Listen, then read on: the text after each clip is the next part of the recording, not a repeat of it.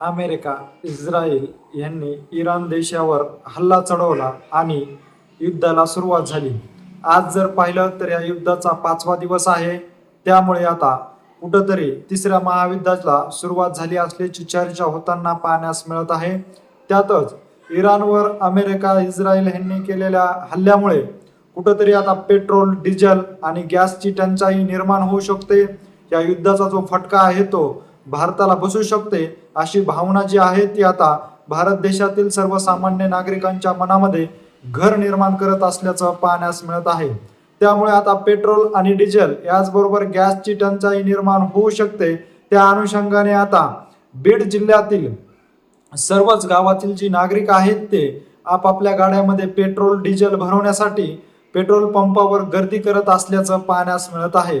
या युद्धाचा जो फटका आहे तो सर्वाधिक फटका जो आहे तो आपल्याला बसणार असल्याचं बोललं जात आहे. त्यामुळे कुठंतरी पेट्रोल आणि डिझेलची टंचाई जी आहे ती निर्माणच होणार असल्याचं बोललं जात असल्यामुळे आता बीड जिल्ह्यातील प्रत्येक पेट्रोल पंपावर नागरिक जो आहे तो आपल्या गाडीमध्ये पेट्रोल भरण्यासाठी रात्रंदिवस गर्दी करत असल्याचं पाहण्यास मिळत आहे. त्यामुळे बीड जिल्ह्यातील सर्वच पेट्रोल पंपावर सर्वसामान्य नागरिकांची गर्दी होत असल्यामुळे आता बीड जिल्ह्याचे जिल्हाधिकारी असलेले विवेक जॉन्सन जे आहेत ते त्यांनी या सर्व घटनाविषयी एक महत्वाचं विधान केलेलं आहे.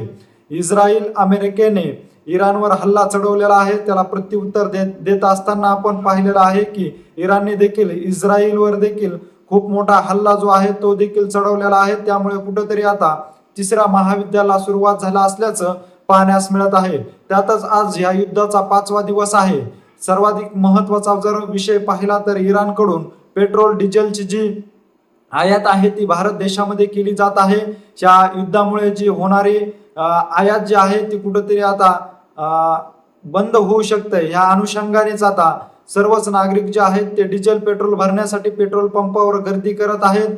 खरंच ही जी टंचाई आहे ती निर्माण होऊ शकते का ही नुसती अफवा आहे, ह्याविषयी बीड जिल्ह्याचे जिल्हाधिकारी विवेक जॉन्सन यांनी खूप मोठं असं विधान केलेलं आहे. नेमकं जिल्हाधिकारी काय म्हणाले आहेत तेच आपण ह्या पुढील व्हिडिओच्या माध्यमातून सविस्तर जाणून घ्या. जिल्हाधिकाऱ्यांनी एक खूप महत्वाचं विधान केलेलं आहे. शेवटपर्यंत त्यांचा हा नक्की व्हिडिओ पहा आणि व्हिडिओ जर आवडला तर जास्तीत जास्त शेअर करा. ज्या ज्या अफवा आहेत त्यामध्ये विश्वास ठेवू नका.